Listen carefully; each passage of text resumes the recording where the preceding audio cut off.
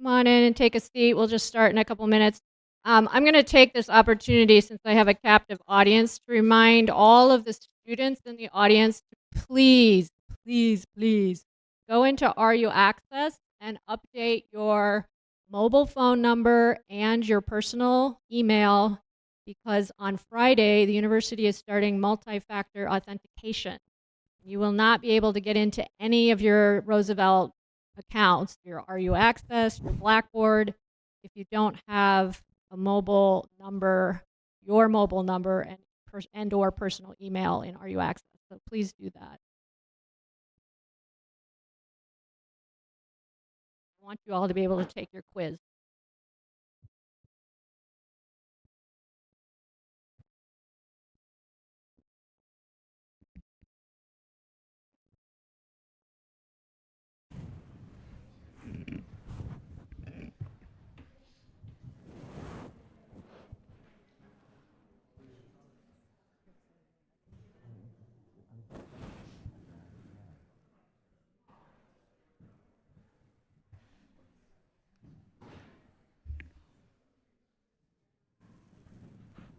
Shall we just...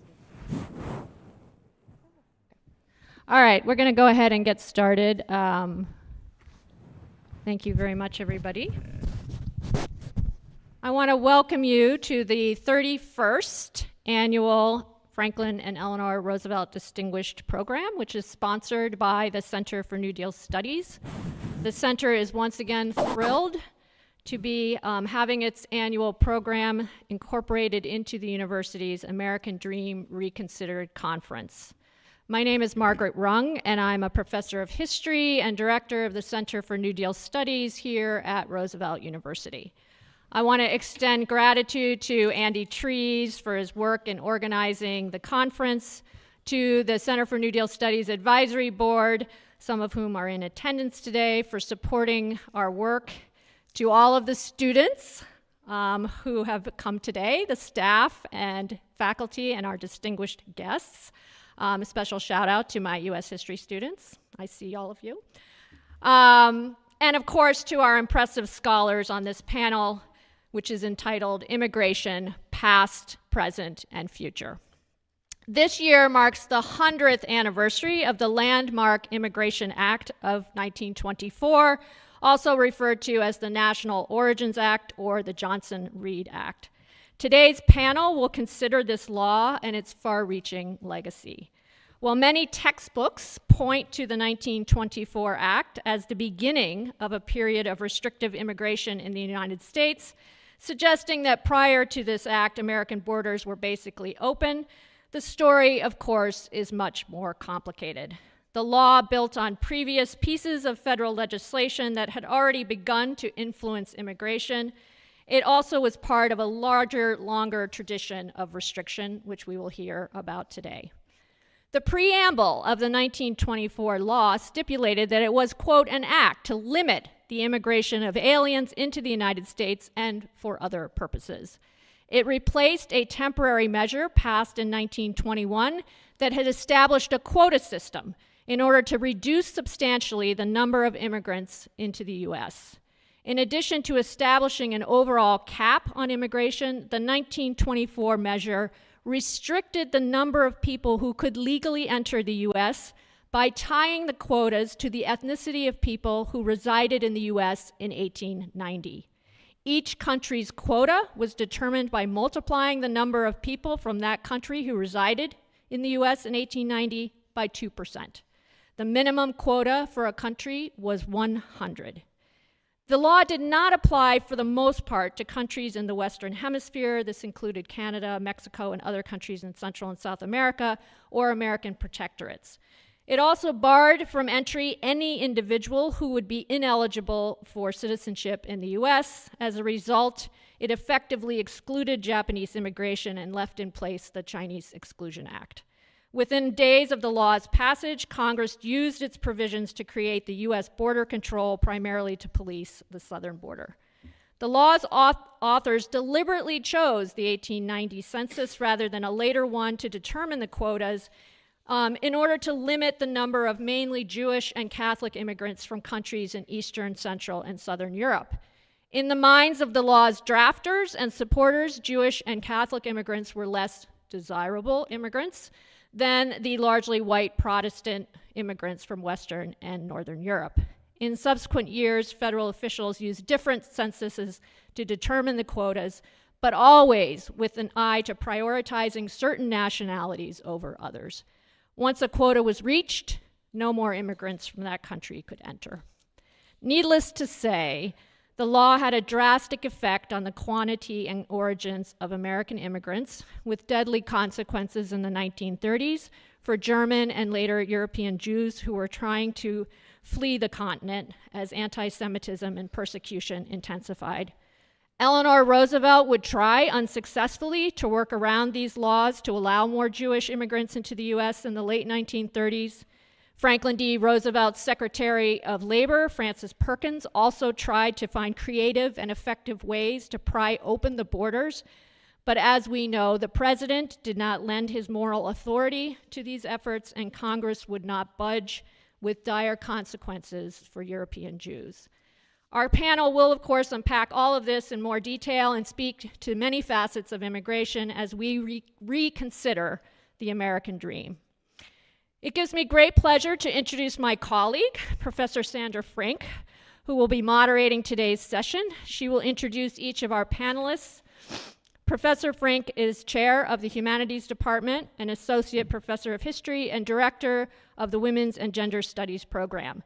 A recipient of the Frank Untermeyer Award for Excellence in Teaching, she specializes in the cultural and social history of the US, offering courses on immigration, popular culture, women's history, oral history, and early America, among many other topics. She holds an MA degree in history from the University of Memphis, an MA and a PhD in history from the University of Texas at Austin, and an MA in training and development from Roosevelt University. I turn the stage over to her extraordinarily capable hands. Thank you, Sandra.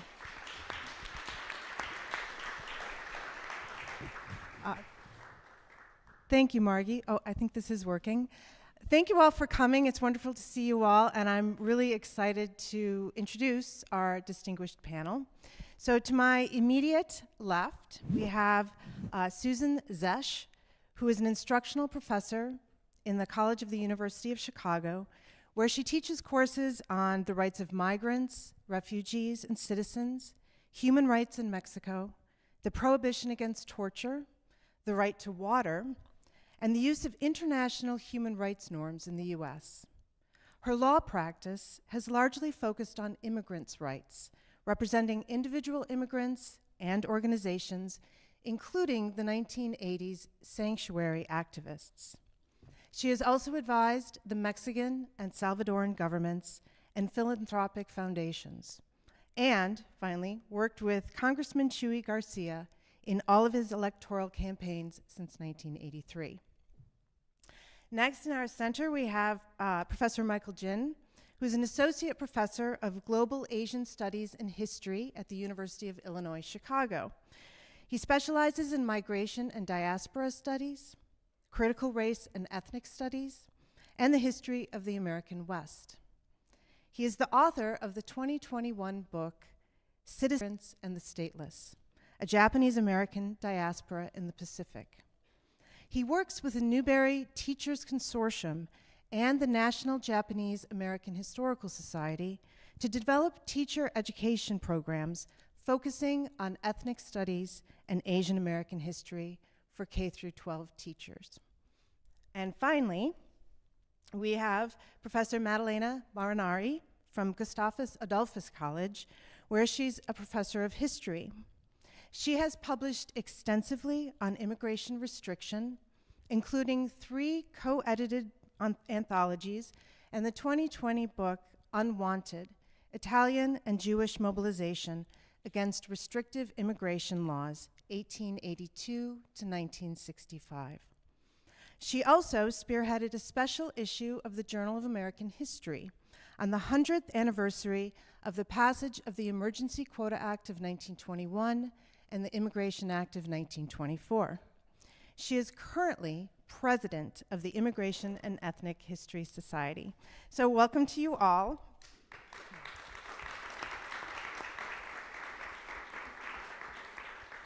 Right, so we now turn to a discussion of immigration in our past.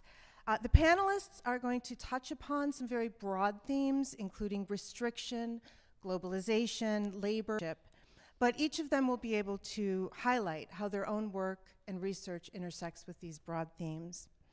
So, as Margie noted in the introduction, the Immigration Act of 1924 established an extremely restrictive quota policy to keep out people deemed undesirable.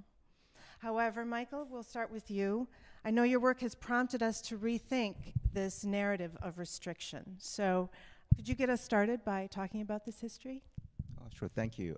And first of all, thank you so much for having me. And it's such a pleasure to join this wonderful panel. And it's really wonderful to meet you all in this absolutely stunningly beautiful place. So again, thank you. I'm a stutterer, so if you see me pause in the middle of a sentence, that's just the way I cope with my disfluency. So there's no reason for anyone to panic. I'll be fine, and everything will be fine. So the Immigration Act of 1924, it was undoubtedly, it ushered in sort of different era, and it certainly shaped the US population and what this country looked like over the course of the 20th century. But it was a culmination of many, many decades of fierce anti-immigration movement and political lobby. At least since the 19th century, there were concerted efforts to restrict human migration into the US, led by nativist groups, organized labor, white farmers associations, as well as many influential political leaders and media outlets that formed a powerful political coalition to institutionalize exclusionary immigration policies into law.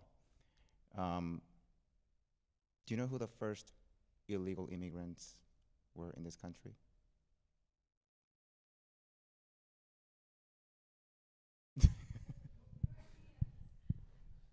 Okay. So, okay. I didn't mean to pose this as a trick question, but it's okay. So the first restrictive federal immigration laws, a series of those laws were enacted in the 1870s and 1880s, specifically intended to block the legal entry of certain groups of Chinese immigrants, and more specifically, Chinese women were the first group of immigrants who were prohibited from entering the country. So we know that race played a very significant role in terms of how American xenophobia was defined. So the era of exclusion that the Immigration Act of 1924 ushered in was a culmination of a longer history of xenophobia and the institution of citizenship that too often privileged whiteness. So one might ask, but has this country not come a long way since then, since 1924, to reassert its founding principle and identity as a nation of and for immigrants? Now, I would like to suggest a counter-narrative to the idea of the United States as a nation of immigrants. This is obviously the much celebrated and romantic narrative of the United States as a unique place on earth, built by descendants of immigrants, and also has welcomed immigrants from all over the world who have come to America for better lives. And this is perhaps the narrative that many of us cherish and take very seriously. But as powerful as this narrative is, however, it does not apply to the historical experiences of millions of people. First and foremost, it's a narrative that renders indigenous peoples invisible and voiceless, and far often erases the violent history of conquest, genocide, and settler colonialism that facilitated the movement and settlement of immigrants from Europe and elsewhere. And it's a narrative that certainly does not apply to the histories of people who were brought to replace indigenous people and to offer labor vital to the building of this nation, namely millions of Africans who were forced into chattel slavery, and many Asians who were brought across multiple imperial borders to replace both indigenous and slave labor. And they were certainly not immigrants who were welcome as future citizens. I'm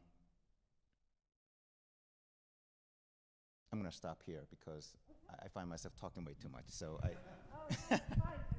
Thank you, actually, for bringing up that broad history. Madalena, did you want to add anything to that story? I'd love to do that. But before, I want to echo Michael's thanks. I mean, this is a beautiful place to have such an important conversation. So I really appreciate for the invitation, but also for a space to think about immigration now that I think we read about it every day, right? We can't escape it, unfortunately. So I wanted to build off what Michael just said. So there are kind of two developments that happen at the end of the 19th century that help us understand how we get to 1924. Immediately, the most racist immigration law passed in U.S. history to date. Up until the abolition of slavery, most immigration restriction, most immigration policing, let's say, was at the state level. And the federal government really did not want to have anything to say when it came to people on the move, right? Because if you police immigrants, then you might have to do something about fleeing enslaved people, right? So there are two developments that promote a really big shift. Immigration goes from the state level to the federal level, and it only happens because of two reasons. The end of slavery and the arrival of Chinese immigrants.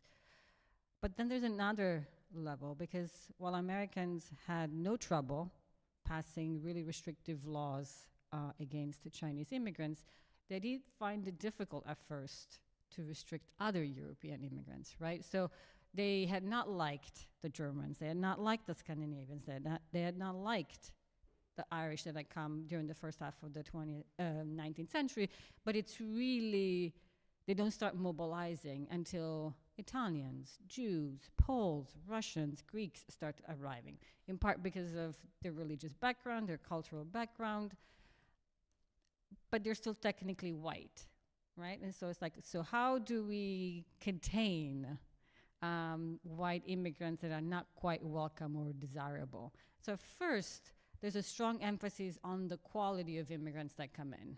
So you have to think about this parallel. So, for example, if you're poor, you can no longer come. If you have a criminal past, if you have a disability, if you have certain political ideas. So the closer you get to 1924, the longer the list of good qualities you need to have in order to come in, right? And the culmination arrives in 1917, and this is where, once again, you see the overlapping between immigration history and African American history, because in 1917, they introduced a literacy test that had been really, really effective, right, at disenfranchising African Americans in the South. So immigration policymakers didn't invent anything. They were just paying attention, right? What's working? And they decided that they should use that strategy and apply to European immigrants. And at the same time, they start talking about this really large swath of Asia that should be excluded, right? Because now they want to extend what's happened to Chinese immigrants to a lot of Asians, right? But they have a problem. The 1882 Chinese Exclusion Act was too blatantly racist. Right? So Chinese immigrants, with the support of a lot of organizations, they go to court. So is this constitutional? And so by the time they get to 1924, it's like, okay, we have a couple of tools here, but maybe the qualitative stuff seems to be working, but not as much as we would like it to. What if we try quantitative? So numbers, right? So that's where the quota system comes from. It's like, rather than using quality, we're going to use numbers, because numbers, unlike race, right, seems to be really, really objective. It doesn't matter that those numbers were, right, this is for all the students. Numbers are never objective. You can always have them tell you what they want, what you want them to, right? And so you should read some of these conversations, because even the people that are playing around with these numbers say, why are we assuming that because someone's last name is Smith, that person is, what if she married someone, right? What if she was Marinari, right? But if my last name is Smith, I would be counted as Northern European rather than a Southern European. So we can talk about that fun stuff another time. But so by 1924, right, the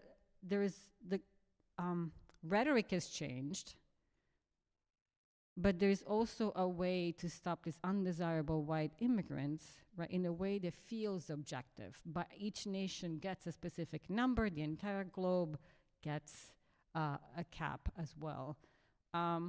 So, right, that's one major development. That by 1924, a lot of Americans are essentially comfortable also restricting white immigrants.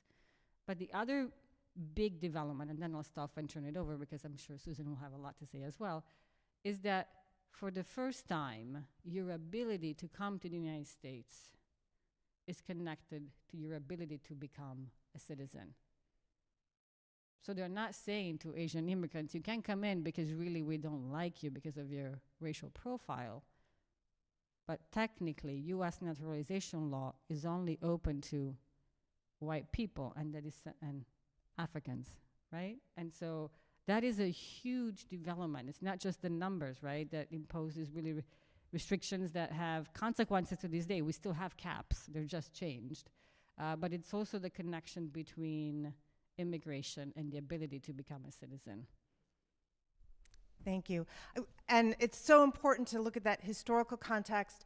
And I also want to broaden it up and talk about the global context. I know all of you in your work have considered how imperialism, colonialism, war have shaped migration and the experience. Susan, could we start with you? Sure. Am I on? Yes. Good afternoon. Thank you so much for the invitation. It's an honor to be in an institution named after the Roosevelts. I come from one of those New Deal families, and I'm very pleased to be here with you. The global there's some interesting things about the global context right in this period post-World War I. First of all, and I teach international human rights across the decades, so one of the things that was going on is that in 1920, at the end of World War I and the end of the Russian Revolution, you have the Treaty of Versailles. And what the Treaty of Versailles does in Europe is it takes the pieces of the former Tsarist Empire and the former Austro-Hungarian Empire, and they become designated as individual nation states. And right away, there's a problem with this, because these new nation states think of themselves as, well, we are a nation state, therefore we have sovereignty over our borders, and we also have an expression of sovereignty to decide who can come in and stay and who can be part of our polity, who can be admitted to citizenship.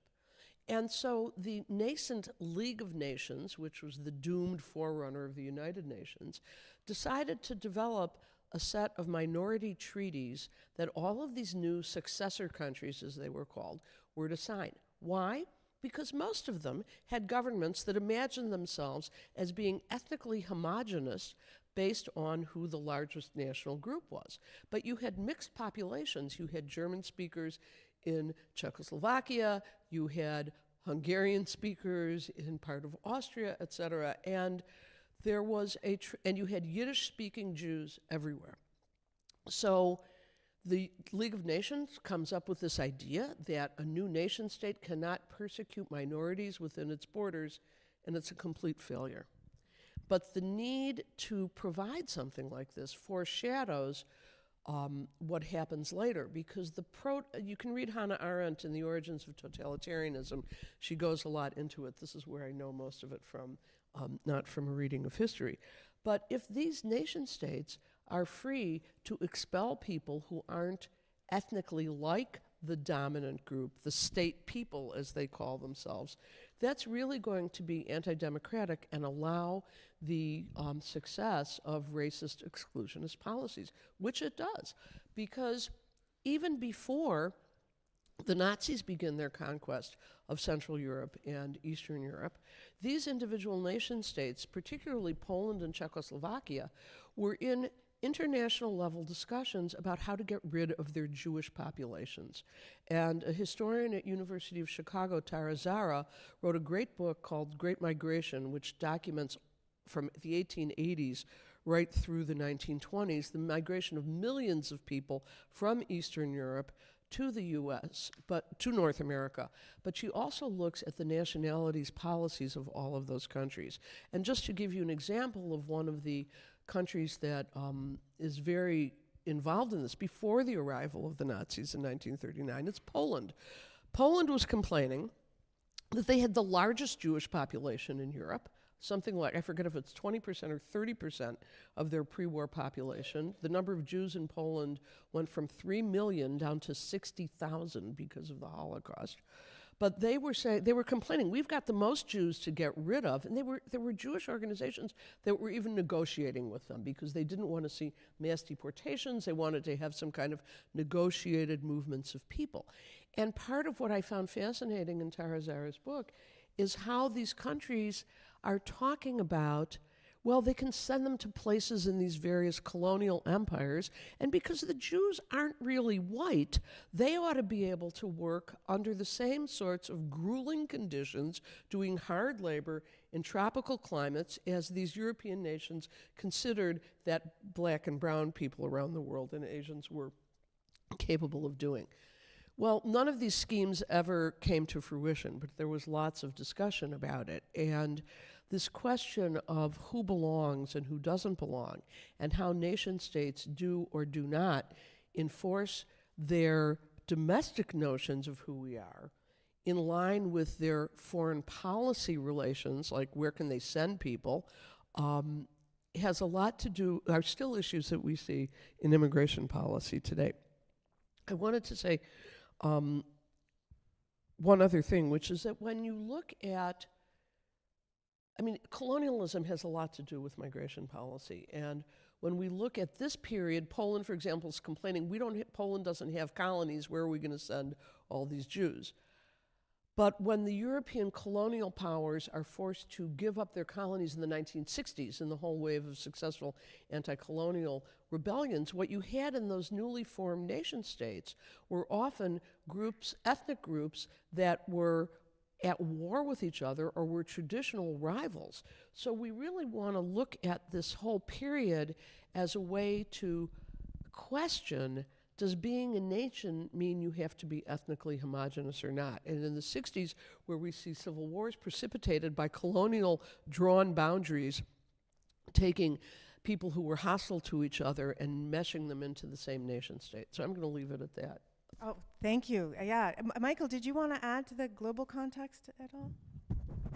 Sure. I'll try to be brief, but I think I would just to I'd like to sort of add to this discussion about the intimate relationship between the history of U.S. immigration and the larger histories of nations and empires. But I think, for me, it's really difficult to look at the two histories separately, because if we place American history in the larger and longer global historical context, and if we go all the way back to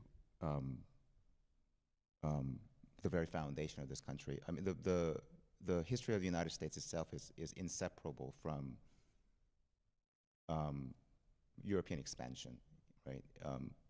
And and the history of Europe's search for Asia. It was the Europeans like the Spanish in the late 15th century who thought they had found their way to Asia when they in fact landed on places like Bahamas. So, and then soon the Spanish conquerors came in the 16th century, followed by the British and the French. Text that the United States began. And the first settlers in North America arrived as part of the history of Europe's empire building, through the Manila Galleon trade in the Pacific, through transatlantic circulation of people and commodities, and across multiple colonial and national borders of these maritime empires. And the United States itself would emerge as an empire. And certainly by the turn of the 20th century, it was a viable empire. And so I think human migration in modern history really cannot be understood without that important inter-imperial context. And as the United States expanded, dealing with a growing number of the non-white colonial subjects also actively shaped the policies on immigration and naturalization that were fundamentally exclusionary, not inclusive, unfortunately. And so, in addition to migration from different countries and colonies, this history is also actively shaped by the migration of people from colonies to the metropole. So, Filipinos, Puerto Ricans, for example, right? The colonial subjects of the United States who were not necessarily citizens, right? And so, as Magdalena pointed out, that intimate relationship between immigration policy and the issue of citizenship became really, central during this era. So in addition to these large geopolitical questions, we also have the question of labor, the demands, the increases in demand for labor, the decreases, the push and pull factors. I think all of you are going to be speaking of this, and it's reflected in your work. Susan, I know you've written and studied the Mexican labor experience. Do you want to speak on that? Sure. There's this very interesting period of the 1880s which becomes a perfect storm to get Mexicans working in the United States. First, the U.S. has excluded the Chinese when they finished building the railroads. So the Transcontinental Railroad has been set up. Then there's the invention of irrigation technology in California, which is going to enable the development of large-scale agriculture because there's a transportation means to get the produce to the East Coast. But we've just kicked out the Chinese. Who is going to work in those fields? In the meantime, in Mexico, there's tremendous social disruption during the 40-year dictatorship of Porfirio Diaz, which I won't go into any detail of, but it created such hardship in the countryside that it precipitated the Mexican Revolution starting in 1910. But before you get to that point, you have a lot of campesinos, peasants, indigenous communities who are being displaced from their land. So you have the irresistible force meeting the immovable object. We need labor. The U.S. starts sending recruiters down to Mexico. The Mexican railroads have been built on a north-south axis because of the extraction of mineral wealth from Mexico up to the United States. So that's why it's this kind of perfect storm which starts Mexican migration coming to the U.S. With one interesting exception is that the Mexicans, although they're not white, are not considered to be a threat to the nation because they're seen as being temporary. That they come here, they earn some money, they go home. It's very close.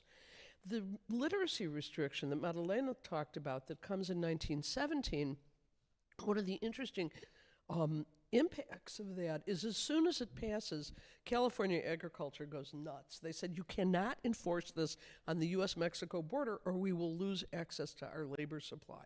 So the literacy exclusion is not applied to Mexicans coming in. So during and then after the 1924 Act, Mexicans are not included in these restrictive quotas. The Western Hemisphere is not. And they are therefore able to come into the U.S., and as industry is developing in the Midwest, for example, in the 1920s, Mexicans are beginning to settle out of their two principal occupations, which still remain largely Mexican labor, agriculture and track maintenance in railroads, and begin to settle in places like Chicago, Kansas City, St. Louis. You can tell when Mexican settlement starts because when is the Guadalupe Church founded within any Catholic archdiocese? And in Chicago, the Guadalupe Church in South Chicago is 1926, and that's about the period when Mexican settlement is developing. But racist attitudes towards Mexicans take the upper hand during the Depression when they are picked on as a convenient scapegoat for unemployment. And Chicago, for example, has about half of its Mexican population is deported in the 1930s. Many of those people were, in fact, U.S.-born citizens, but they were just sent out of the country along with the rest of their families. And then just to sort of give the next chapter, and then we'll stop, is that 1941, U.S. gets into World War II, and all of a sudden, we realize we're going to have a labor shortage in our factories and fields, so we negotiate the Bracero program to bring back Mexican workers into the United States under temporary work visas. And that 1941 to 1944 period, I think, is the only time when U.S.-Mexico migration has been governed by a treaty between the two governments that places conditions on the conditions that the Mexican workers can work in, et cetera. The rest of the history is all unilateral decisions by the U.S. But the U.S. was so desperate for labor at the beginning of World War II that they agreed to negotiate the terms with the Mexican government. More later. Madalena, did you want to? If you guys guessed that I like to talk, I have so much to say. So I want to back a little bit, and then I want to continue Susan's discussion about labor. So once you step out of the United States, right, and you take this global perspective, what's fascinating is also, so this is the largest world migration in history, period. Even though you're told the day in, day out that today we're living through the largest movement of people, that's actually not true. We're getting close, but it still does not compare to the number of people who moved between roughly the 1880s and 20s, right? So imagine there are people from all over the world. And so that means that this effort to draw the color line is really global, because you see politicians all across the world saying, what are you trying? What's working? Maybe we should do it here. How can we do it differently? Right? And a lot of these discussions center around labor. And once you shift to who's doing the work, then you see some of the contradictions and hypocrisies, right? So one of the things that 1924 does, on the surface, it says, we don't want Asian immigrants. We want teeny tiny numbers of immigrants from Southern and Eastern Europe. We choose, it would be great if all of our immigrants came from Northern Europe. This is the theory, right? This is how US policymakers are trying to craft American society, right? So these immigration laws really become tools of social engineering. You're literally determining who will be part of the US society. But the labor issue remains, right? And so between 1882 and 1924, there are two other developments. I know I love numbers, so hopefully stay with me. So even the Chinese Exclusion Act really did not apply to all Chinese immigrants. If you were a diplomat, a merchant, so if you had skills and education, you could still come in. Your life would still be miserable, right? Because it's a conditional entry, and you can still not become citizen, right? And that stays, this privileging of immigrants with skills is still at the heart of US immigration today, right? So there are some undesirable immigrants that we like. But as Susan said, but there's still a lot of jobs that no one wants to do that need workers. And so the original bill for 1924 actually did sphere.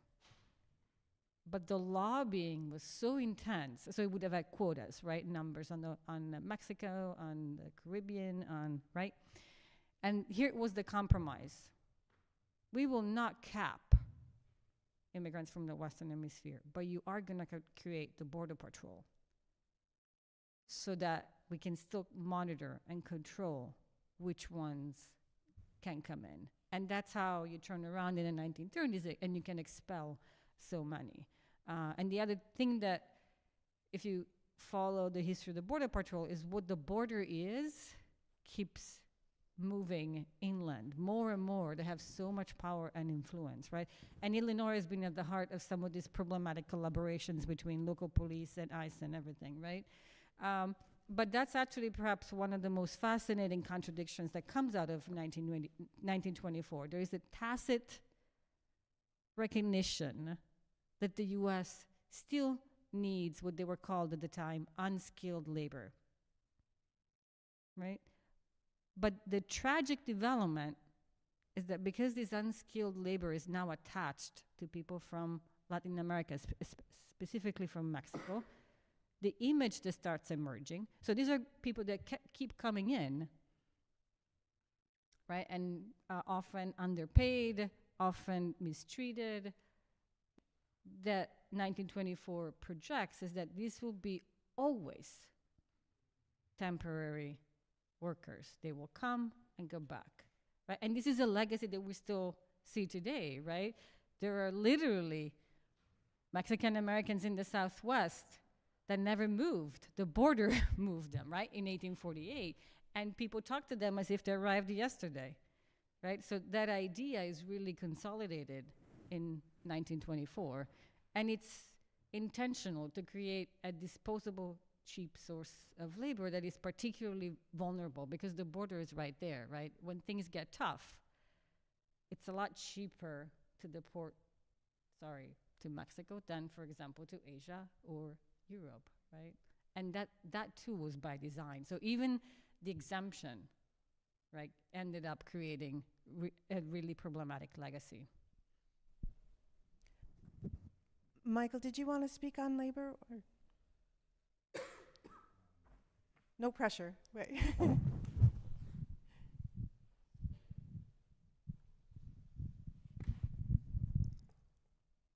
I don't think. Okay. So we've alluded to this discussion of citizenship, to nation building, and also to the racist rhetoric of the era. I think we're all attuned to the rhetoric that's being used intentionally today to demonize certain groups. That certainly was the case in the 1920s, well, throughout our history as well. I know that all of you want to speak to these issues of citizenship, nation building, and race. Michael, would you like to start us off this time?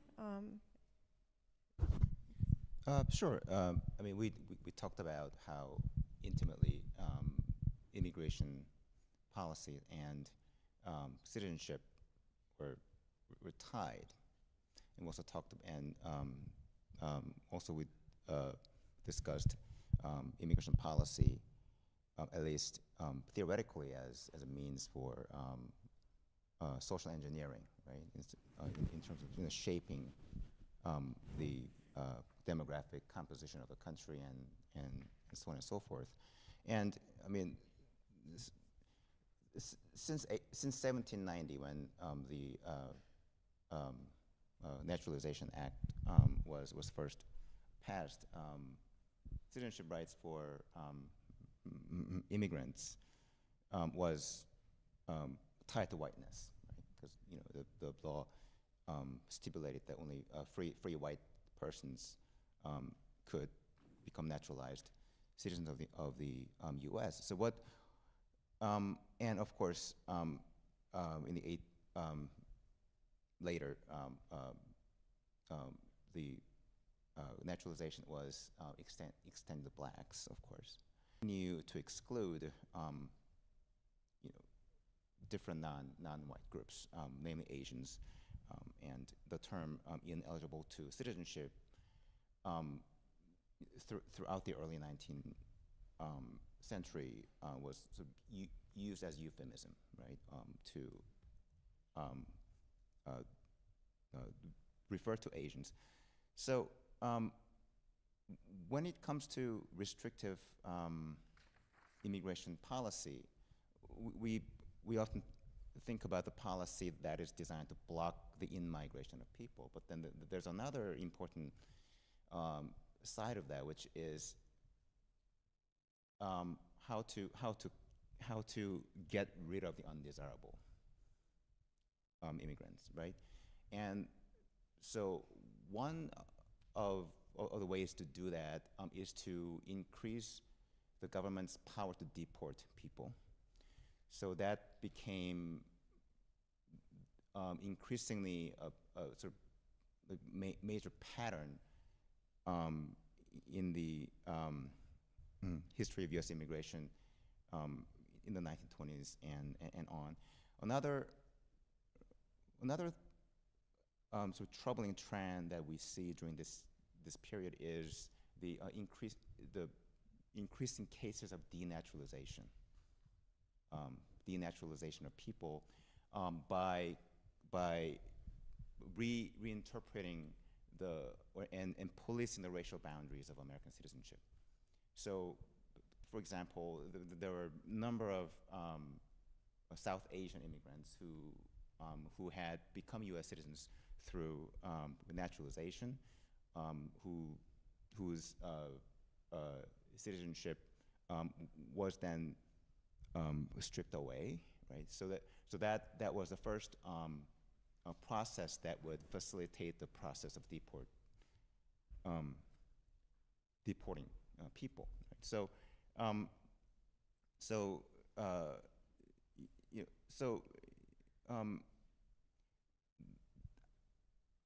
immigration and naturalization worked in tandem to actively police and also limit the racial boundaries of American citizenship. Yeah, Susan. I want to then build on what Michael's talking about, and mostly these are ideas, facts that I learned from the wonderful Chinese-American historian of immigration, Mei Nai, who teaches at Columbia University. And she has a fascinating, I forgot.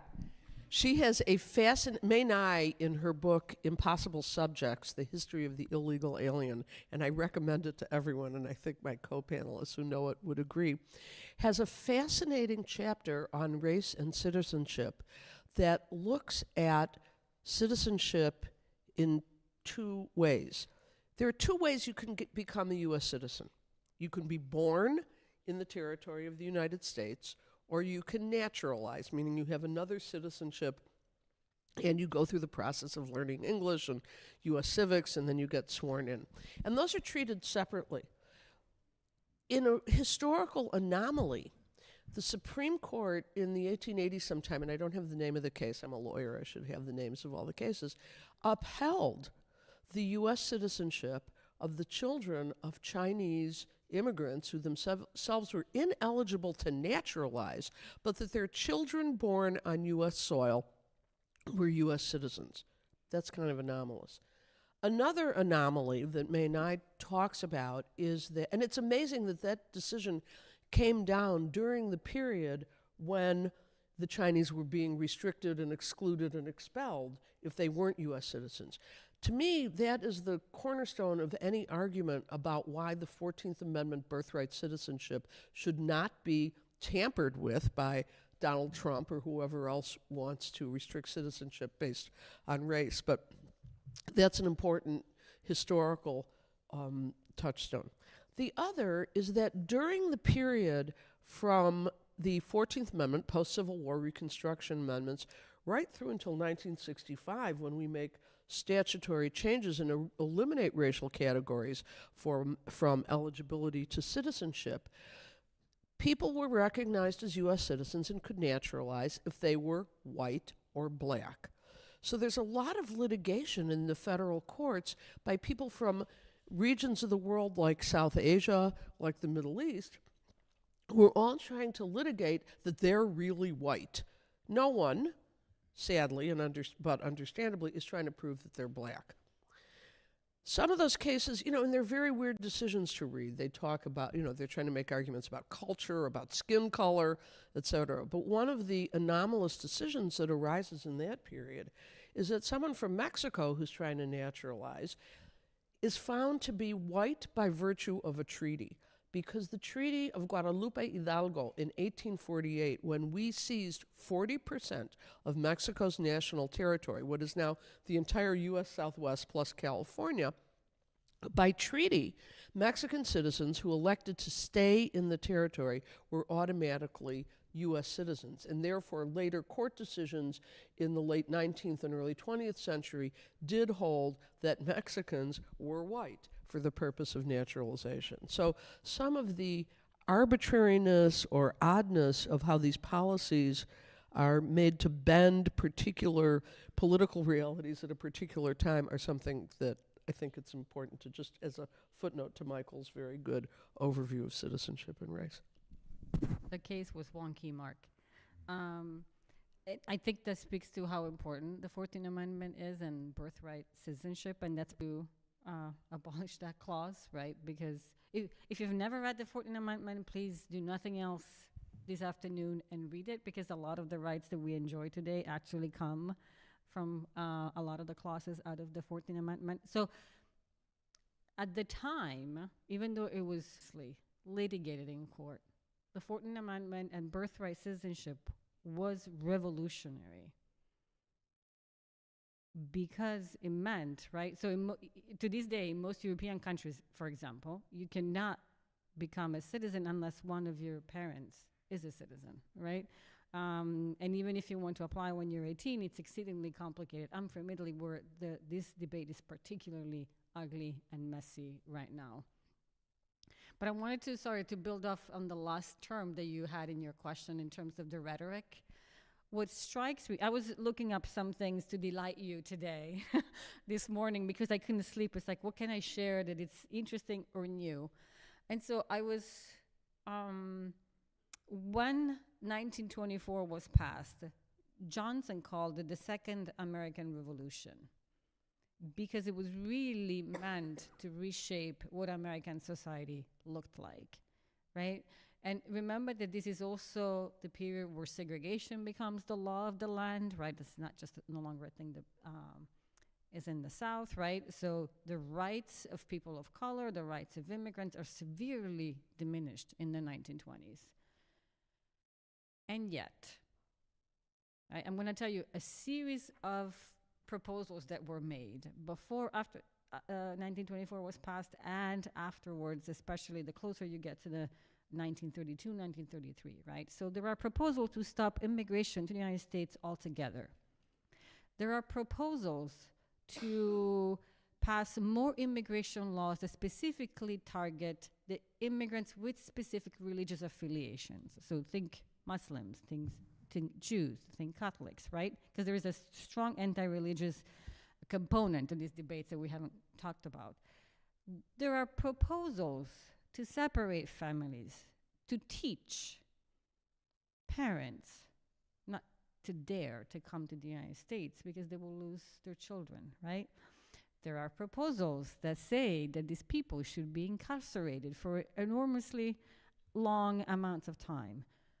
Each of the things I just told you were resoundingly defeated, because even by the rhetoric of the 1920s, they were considered extreme.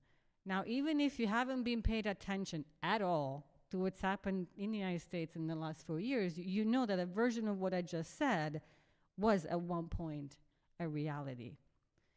I think rhetorically speaking, that is the biggest unfortunate legacy of the 1924. It created the legal infrastructure, the bureaucratic infrastructure to make us comfortable separating families, to make it acceptable in the middle of a pandemic to completely block the border, because that's how the COVID passed, right? We know that, sorry. I'm very sarcastic. I always have to tell my students, right? Or it makes us comfortable to keep kids in detention for much longer than allowed under the law, or to reject asylum seekers and leave them, right, in these really dangerous camps along the border, or not provide them with basic care.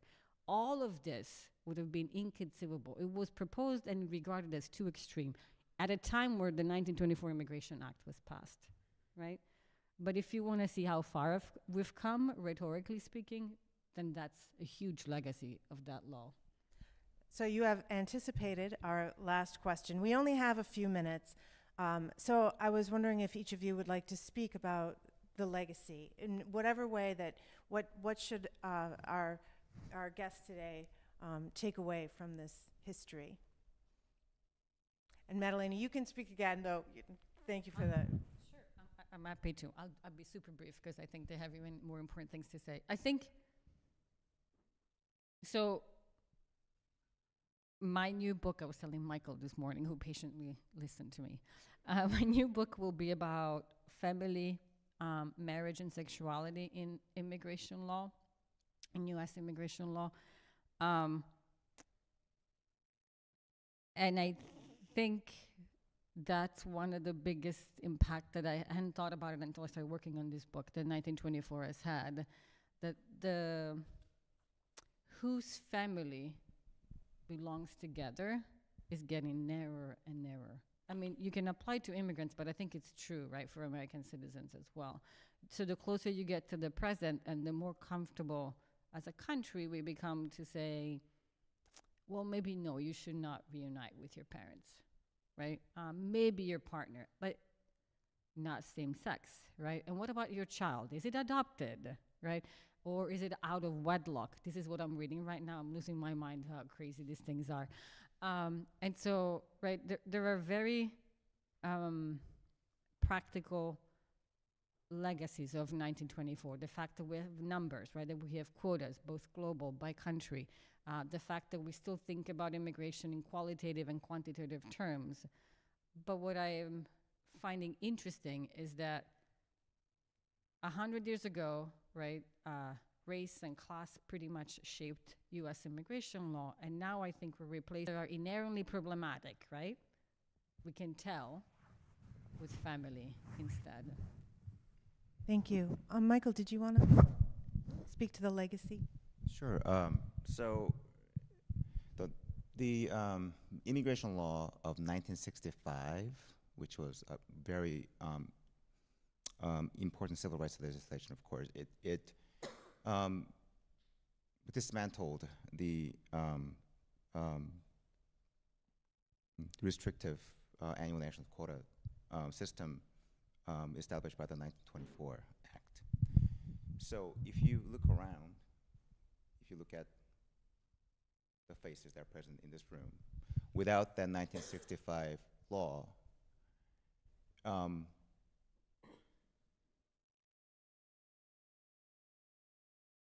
this room would look really different. The faces, it will be much less diverse, racially and culturally, right? And when the 1924 Act was passed, it was enormously popular. It was actually supported by popular demand for racial exclusion, among others. And it's a reminder, I mean, it's a reminder that, and as we saw throughout the Trump era, I mean, there's still this relentless attempt to enact something that is as exclusive. And I think it's really important for us to continue to educate ourselves and be aware, because I can tell you that if the 1924 Immigration Act was still in effect, I would not be here today. And your loved ones would not be sitting in this room. So that I think that's a really important legacy for me. Thank you, Michael. So close us out, Susan. I have a family story. The reason I do the work I do is that all four of my grandparents immigrated to Chicago as late teens, early 20s young immigrants with a couple of their siblings from large Jewish-speaking families in Eastern Europe, Poland, what is now Ukraine, and Latvia. They met here, they married, they established their families. They set up small businesses in two parts of the families, and my paternal grandfather and my maternal aunt and my great-grandmother were each able to visit their relatives one went to Latvia, the other went to Kiev in around 1931-32. At that point, they had enough money, they could have helped sponsor their relatives to come to the U.S. to escape the looming Nazi threat. After the war, out of those four branches of my family, we had no news. Everyone died in three of those families.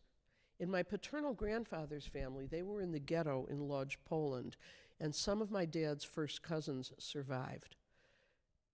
They survived the selection at the end of the war when the Nazis were abandoning the ghettos because they weren't economically feasible. They were basically slave labor camps, and they took anybody who was sort of a young adult and healthy and sent them off to another labor camp, and everybody older and younger was sent straight to Auschwitz, to the gas chambers. In 1948, my father and my grandfather were successful in bringing about a dozen of my dad's first cousins to the U.S. under the 1948 Displaced Persons Act. But the anti-Semitism that had been evident in the policies in the 20s and 30s was still somewhat in control in Congress. And in 1948, Truman threatened to veto the Displaced Persons Act because it consciously set a cap on the number of Jews who could come by saying, and they're always disguising these racial things, that 30% of the people who came in had to have experience in agriculture, and Jews weren't allowed to own land in most of the countries that they lived in. So the legacy for me is that I became an immigrants' rights lawyer. I sort of accidentally learned Spanish when I was finishing college, and my graduation from law school coincided with an era of rising organizing in the Mexican communities across the country. So that's why I do what I do. These lessons of racism, of family stories. I think the adjective restrictive is too soft. These are all racist pieces of legislation. And we should listen very carefully to the rhetoric coming out of the Trump campaign. And I'm going to be very partisan and say, you all better register to vote, and you all better vote for Kamala Harris. Because what Trump is going to do is, even without going through Congress, he's going to put the immigration agencies on a slow walk. You want your grandmother to come for your graduation from Roosevelt? They're not going to process any visas. Does your department want to hire somebody with a PhD under a temporary worker visa for academia? You're not going to be able to do it. They're just going to sit on the applications and try to bar people from coming to the U.S. So it's not a cheerful perspective. I think history helps us understand how people go through these periods and come out of them. We're headed into some dark times. Thank you. I know.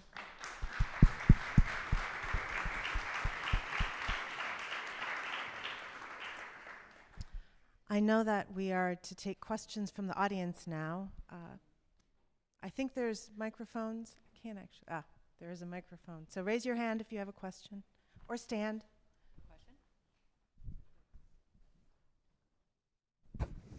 Let's call on the president of the university in the front row. Do you have a question?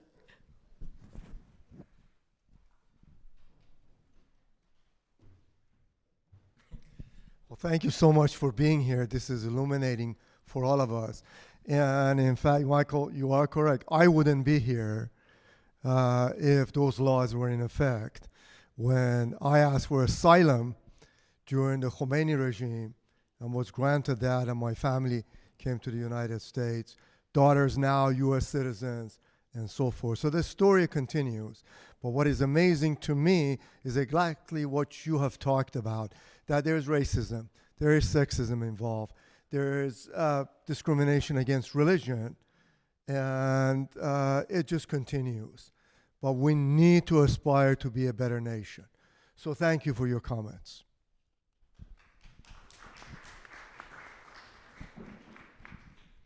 I have a question, which to any one of you could answer, but is there a country that has an immigration policy that is admirable? Like, is there a model out there for the U.S.? I was just reading an article about this. So usually people point to Canada, and especially during COVID, because Canada only has 41 million people, and during COVID it became abundantly clear that there were plenty of jobs that no one wanted to do. And it worked, except that last week they've decided to reduce a lot of these visas that were meant to, because it's a point system. So you get points for your age, your education, your experience, and it seems more neutral, right? And what works there is that there's a really robust program when you arrive. So getting in, right, the bar is pretty high. But what seems effective is that when you arrive, the government actually helps you adjust. So in the United States, it's very piecemeal. It depends a lot where you are in the country. There are some cities like Chicago where you get a lot of work, a lot of support, right, by local churches and organizations. So what I found interesting that, every time I get this question, someone in the audience would say, Canada. And then it turns out that even Canadians now are turning back on their fairly open policy. And they're particularly frustrated with the crisis of asylum seekers and refugees in the United States, because now they try to get to Canada that has a much more welcoming policy. And so these people are literally running out of options of where to go or to be welcomed.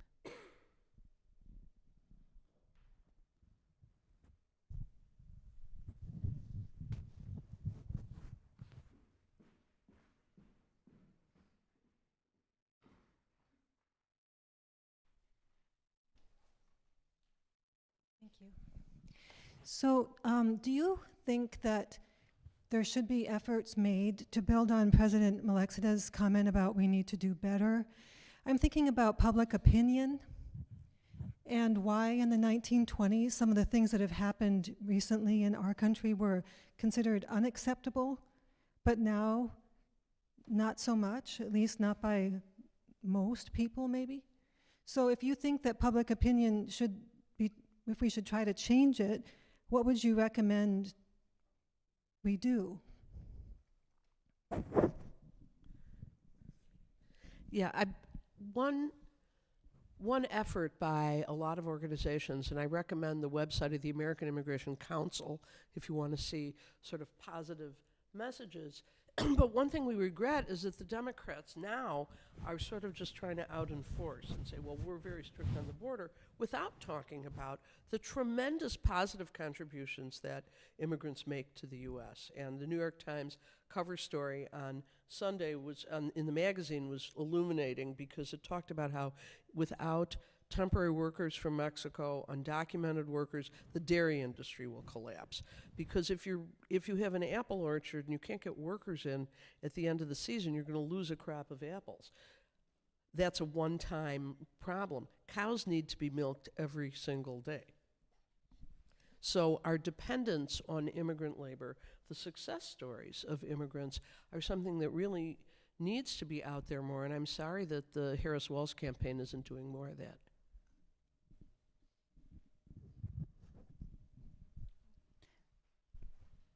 Can I add a couple things? Sorry. I was reading, I can't remember which legitimate polling organization did this, but essentially right now, 1/3 of Americans does believe that immigrants are a problem in this country, with a very derogatory term that I'm not going to repeat. The highest percentage within that third identifies as Republican, the second highest are independent, but there's actually a decent chunk of Democrats as well, right? So this is an issue that unfortunately cuts across politics, right? I'm an educator, so I have to say, please, please, right, study immigration history, at the very least, right? But at a very human level, I'll quote someone that I really admire, a sociologist at Princeton. It's like, we all have spheres of influence, even within our family, right? reject stereotypes. Because one of the things that has happened since COVID is how utterly dehumanized people with an accent, immigrants, refugees, and asylum seekers right now are in the United States. Right? I actually moved because someone in the middle of COVID came up at me and yelled, it's like, well, you're from Italy. May everyone in your family die. Because it's when Italy had a lot of cases of COVID where everyone was dying, right? I'm like, you know, I'm not paid enough to keep living here. And I moved to a city, right? But I was struck that no one intervened when that happened, right? And so I took that lesson to heart where it's like, you know, I will say something. And it's hard, right? It's not natural, especially in the Midwest. We're kind of trained to be polite all the time. But I think at the very least, we need to push, even at a very personal level. Thanksgiving is coming. It's always going to be that relative, right? Walk out, walk away, say something. You don't have to be part of those conversations, right? Because otherwise, if we don't take literally a physical stand, I'm not sure that we'll make progress, because the other side is actually, right? And I don't mean Republicans, right? Because we know that a lot of Democrats embrace those ideas too. We'll win, right? We cannot let dehumanize people who oftentimes don't have an alternative but to leave, right? You guys have all moved to college. Remember how painful that was, right? It's awesome, but it's terrifying. So use that, tap into that to say, you know, I'm not allowing these stupid jokes or memes. I'm not sharing a video or something like that, right? There are small things that we can do that actually make a huge difference. I think we have time for one more question.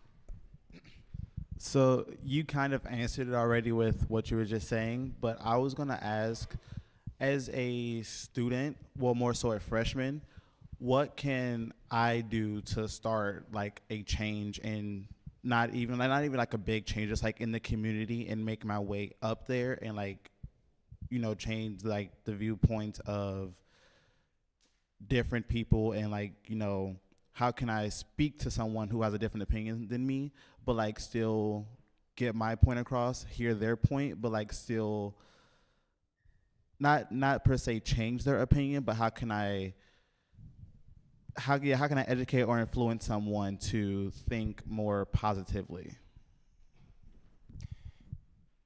I think Madalena brought up really important point of, like communicating with people and, also taking a stand. But I would suggest that we start with talking with the people that we care and people that we know care about us.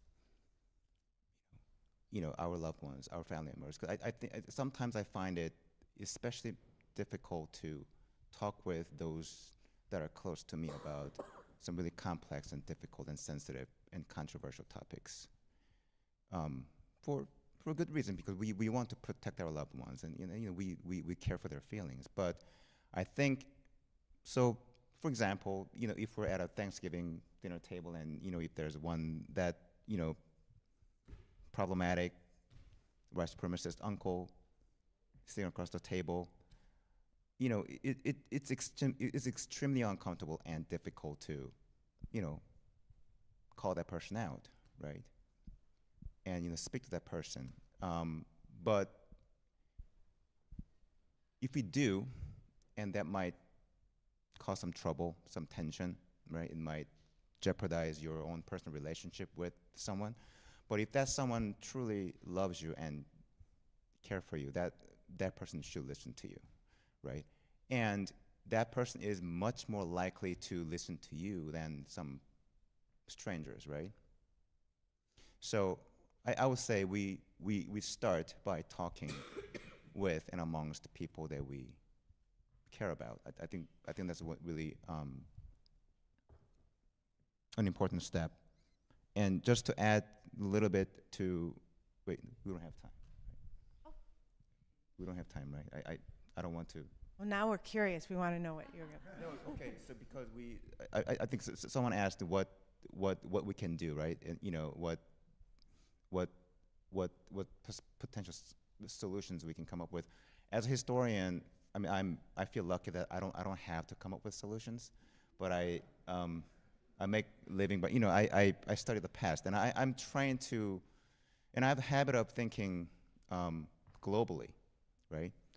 And there are myriad reasons that people feel compelled or even forced to leave their homes and move to another country. That's a very difficult thing to do. It's an extremely difficult decision to make, right?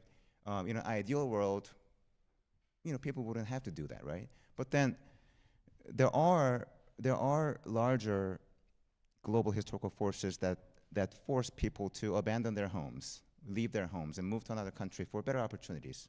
I mean, whatever it is, right? And this is a country that is responsible for creating havoc, U.S. militarism throughout the 20th century, countries around the world, the war, political turmoil, a disastrous Cold War containment policy, right? The funding and arming repressive regimes. So many immigrants are refugees, asylum seekers, military brides, transracial and transnational adoptees, people who really didn't have any choice, right? So, I mean, I would love to see our government stop funding, for example, states that commit genocide, right? If our government would stop bombing other countries, I think in the long run, that would be the best way to prevent tragedies. Thank you. So we have some.